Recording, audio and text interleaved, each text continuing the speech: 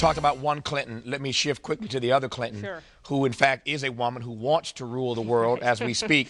Yes. Assess for me from your womanhoodness how she has been treated or maltreated in this campaign as you see it.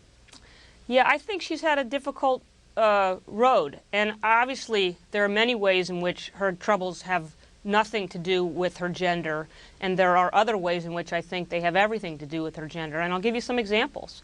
I think that and I have nothing but great respect for Senator Obama. I haven't endorsed either candidate, although I am greatly sympathetic to both of them. But I think there's a different threshold just for getting into the race for men and women. I think if because I think one of the things women always have to do is they have to prove they're qualified. You know, I think it's easier for men. People sort of assume that men are qualified a lot of times. I don't think a woman with Senator Obama's credentials, 8 years in the Illinois state legislature and 2 years in the United States Senate before he announced his candidacy for president, would have been taken seriously. And I think it would have been I think she would have been treated like a nut job, to tell you the truth. But that's not true for men. So I think just the threshold of who gets into the race, the standard is different. Mm-hmm. I think the press has been harder on Hillary. I think you can still say pretty much anything about a woman without much penalty, and I think we've seen that both, you know, people, protesters at her rallies screaming things like "iron my shirt."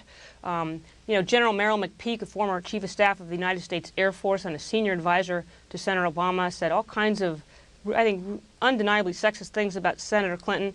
The Obama campaign disavowed the remarks, but no one called for him to be fired. No one distanced themselves, you know, said he had to leave the campaign. Rush Limbaugh has said horrible things about Hillary Clinton.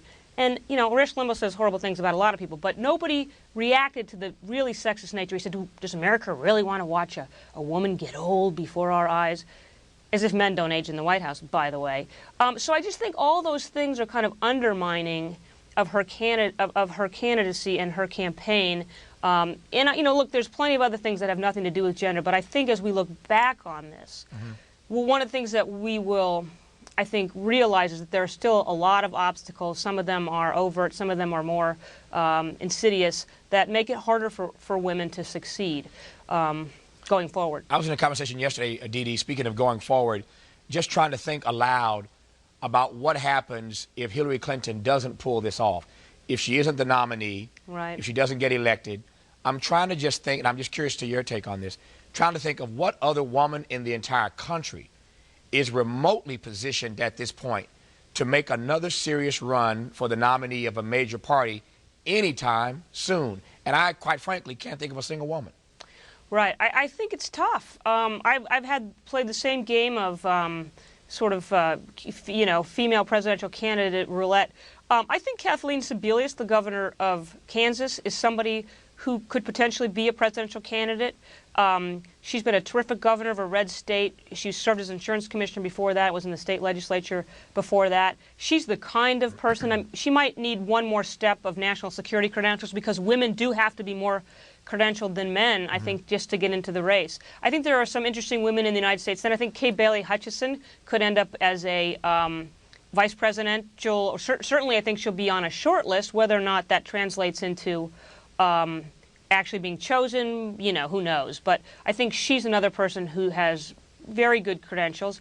But again, I think the bar is very high for women. And I think as you look around, it isn't like there's a long line of women just waiting to get in.